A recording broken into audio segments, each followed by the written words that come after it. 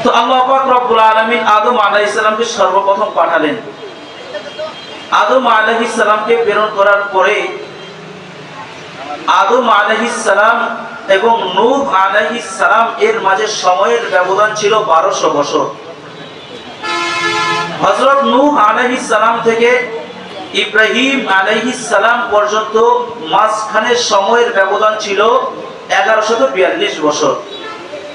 ইব্রাহিম আলাইহিস সালাম থেকে মূসা আলাইহিস সালাম পর্যন্ত মাঝখানের ব্যবধান ছিল 562 বছর।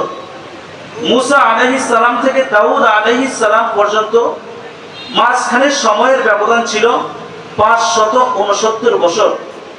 দাউদ আলাইহিস সালাম থেকে ঈসা আলাইহিস সালাম পর্যন্ত সময়ের ব্যবধান ছিল 1356 বছর।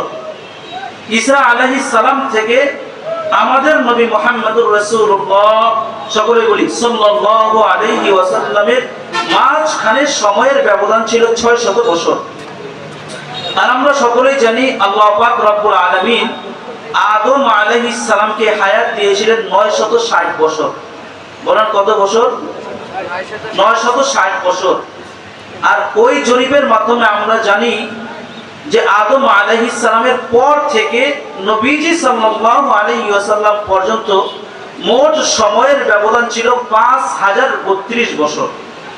তো এই 5032 বছর এবং আদম আলাইহিস সালামের হায়াতের 960 বছরকে যদি আমরা মিলাই, আমরা দেখতে পাই এই পৃথিবী সৃষ্টির প্রায় 6000 বছর পর আল্লাহ পাক রব্বুল আলামিন আমাদের নবী মুহাম্মদুর রাসূলুল্লাহ সাল্লাল্লাহু আলাইহি ওয়াসাল্লামকে এই জমিনের ভিতরে প্রেরণ করেছেন।